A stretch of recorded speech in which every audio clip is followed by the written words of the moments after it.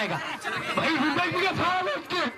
Hello चलो भाई खड़ा करो इसे, चारों बाजू घुमा दो भाई। साइकिल सवारों की टीम नांदेड़ में बिखर रही है अपने फनकारी का जलवा। दिलचस्प इंस्टेंट पेश करने वाले नौजवानों की शहर की आवाम कर रही है भरपूर सिताइश।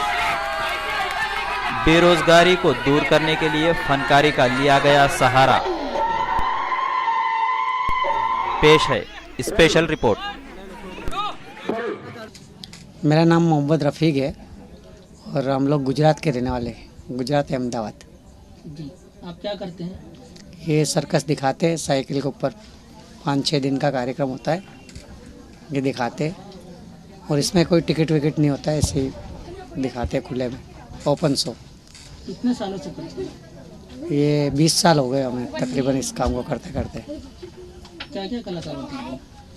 इसमें 172 खेल है, सब अलग अलग रोज अलग अलग कार्यक्रम दिखाते हैं।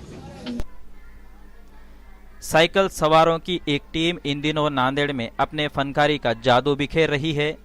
साइकिल सवारी में तरह तरह के इंस्टेंट पेश करने वाले नौजवानों को खूब पसंद किया जा रहा है, लेकिन उन्हें इस फन के बदले हुकूमत से किसी भी तरह की कोई माली इमदाद नहीं मिल रही है।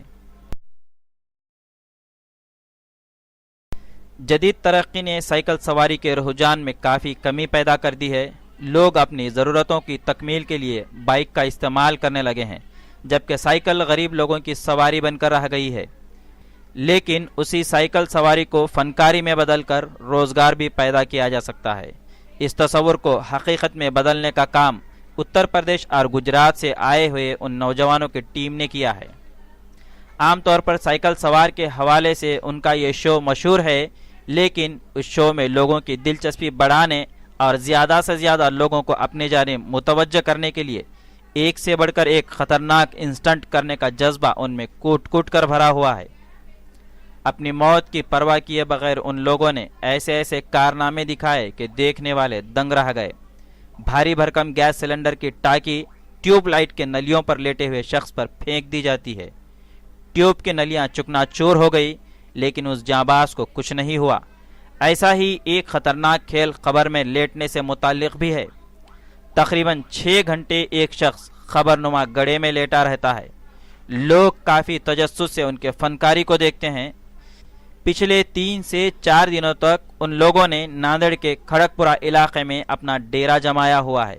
बेमिसाल फनकारी का मुजाहरा करने वाले इन नौजवानों को हुकूमत के जानिब से किसी भी तरह की कोई इमदाद नहीं मिल रही है, जिसकी वजह से उन्हें अवाम के ज़रिए मिलने वाले नजरानों पर रोजी रोटी का बंदोबस्त करना पड़ रहा है।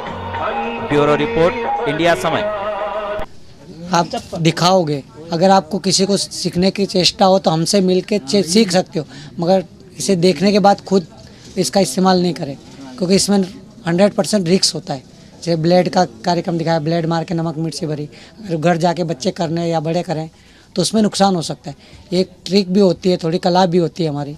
अगर ट्यूबलाइट जैसे तोड़ दिया, आम इंसान कोई भी तोड़ सकता है, ऐसी बात नहीं है, मगर उसकी ट्रिक होती है। अगर एकदम कोई पब्लिक में से या बच्चे जाके घर पे इसका ट्राई कर रहे हैं तो उसमें नुकसान हो सकता है। बोतल भी तोड़ते हैं हम लोग, अब बोतल में भी नुकसान हो सकता है।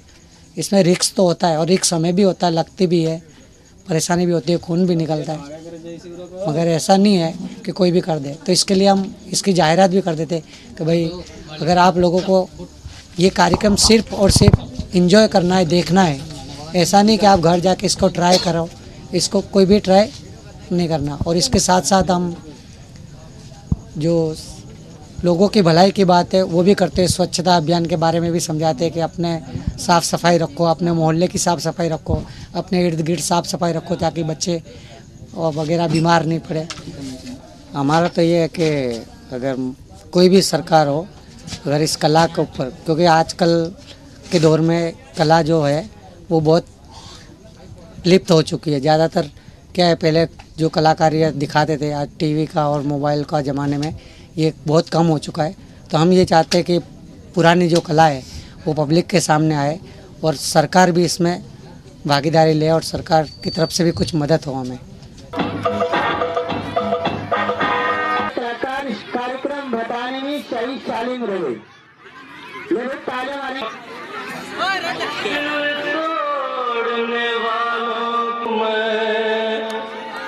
मुश्किल में आ गया हूँ। अगर मार दिया जाए तो छाती के ऊपर अगर एक घुसा मार दिया जाए 40। और ये बच्चा एक कलाकार अपनी जान को जोखिम में डाल के आप लोगों की सेवा में कार्यक्रम बताएगा केक के लिए दोस्तों, पेट भरने के लिए। ये तालियां जोरदार।